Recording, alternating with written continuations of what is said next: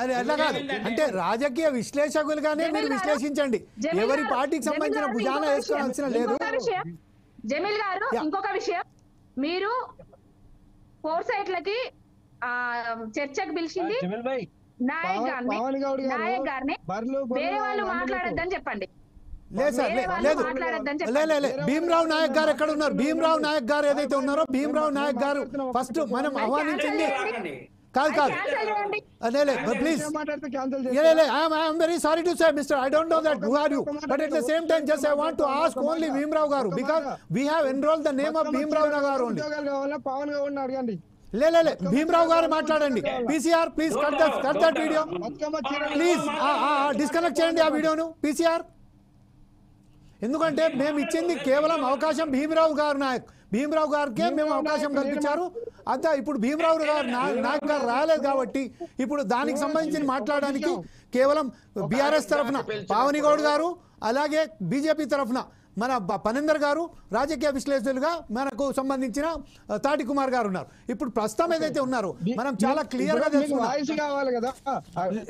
I don't want bite with other persons who are not enrolled in our panel we don't want I am not single person we don't want any other person who are interfere in our topic this is the system of our channel because we have enrolled the what is the name of that Bhimrao Nayak's name in our panel but unfortunately somebody comes and just he want to speak out we never allow them just switch off that PCR and cut cheseyandi aa number nu block చేసేయండి ఆ number yes okay at the same time నేను ఒక విషయం చెప్పదలుచుకున్నాను ఎందుకంటే సమయపాలన కూడా చాలా తక్కువ ఉన్నది కాబట్టి కాంగ్రెస్ ప్రభుత్వం ఏదైతే ఉన్నదో కాంగ్రెస్ ప్రభుత్వం చెప్పిన తర్వాత ఇప్పుడు ప్రస్తుతం అయితే మన రాష్ట్ర ప్రభుత్వంకు 7 కోట్ల అప్పు ఉన్నది 7 కోట్ల అప్పు తీర్చడానికి 10,000 కోట్లు వడ్డీ 7 లక్షల కోట్లు సారీ 7 lakhs of crores అక్కడ అప్పు ఉన్నది 10,000 కోట్ల రూపాయలు మళ్ళీ అప్పు అడగడం జరిగింది ఇంకోటి ఏంటంటే కేంద్ర రాష్ట్ర తెలంగాణకు సంబంధించిన కాంగ్రెస్ ప్రభుత్వం ఏదైతే చెప్పిందో మూసీ నది ప్రక్షాళన పేరిట ఇక్కడ నిర్వాసితులు చేసిన సమయంలో ఇక్కడ వ్యతిరేకస్తుంది కాబట్టి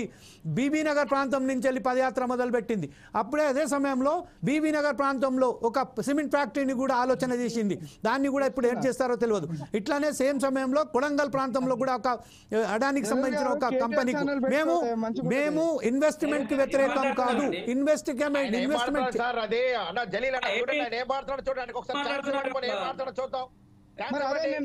sir because he is not a person enrolled in our panel no he is not in our panel so we do not allow the person who is not enrolled in our panel ఒక discipline లేకుండా ఒక పద్ధతి లేకుండా ఇష్టానుసారంగా this is the thing what we observed is that the person who is enrolled in our panel he did not of course maybe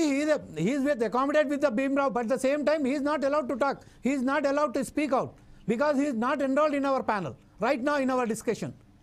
and moreover ఇప్పుడు ఇంకోటి ఏంటంటే గురుకులాలకు సంబంధించి మనం చూసాం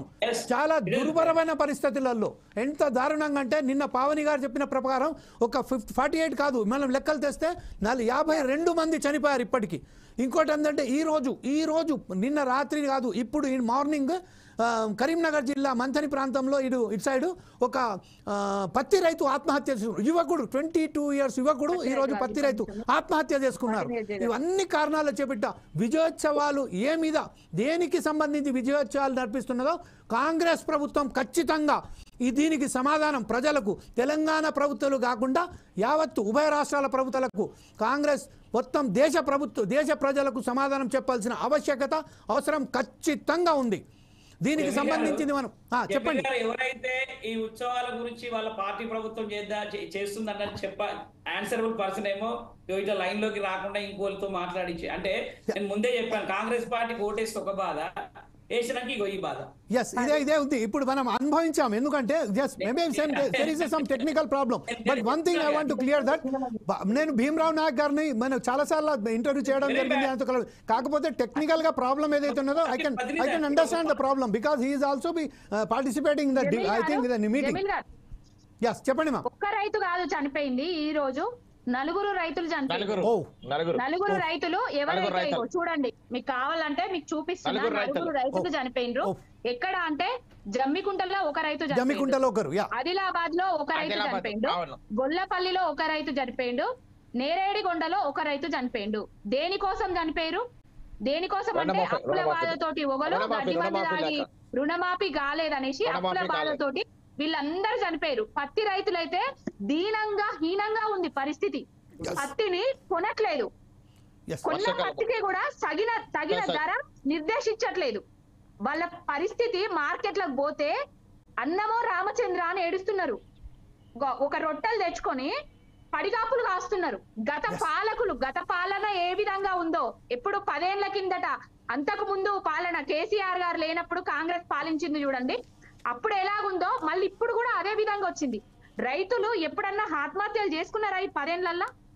ఎవరికి అసలు దండగాన్న వ్యవసాయాన్ని పండగ చేసింది కేసీఆర్ కదా. ఓకే దేనికోసం వీళ్ళు ఇప్పుడు విజయోత్సవాలు మనకు సమయం చేసుకుంటున్నారు? అయిపోయింది కాబట్టి మనం ఇంకోసారి మీతో క్షమాపణ కోరుతున్నా. కాకపోతే ఏంటంటే ఇప్పుడు ఈ రోజు ఏదైతే మీ అందరికి ప్యానల్ ఉన్న సభ్యులందరికీ ఒకసారి ఫోర్సైజ్ టీవీ క్షమాపణ కోరుతున్నా. ఎందుకంటే ఒక వ్యక్తి ఎవరైతే ఎన్రోల్ చేపించారో ఎన్రోల్ చేపించిన వ్యక్తి కూడా ఈ రోజు రాకపోవడానికి నా వైఫల్యం కూడా ఉన్నది దాంట్లో. ఎందుకంటే నేను వాళ్ళతో సమన్వయం చేయలేకపోయానా ఉంటారు.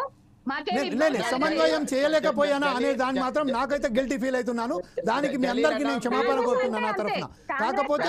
ఈ రోజు ఏదైతే ఇది కార్యక్రమంలో మీరు పార్టిసిపేట్ చేసినందుకు చాలా ధన్యవాదాలు. రేపు మరొక కార్యక్రమంతో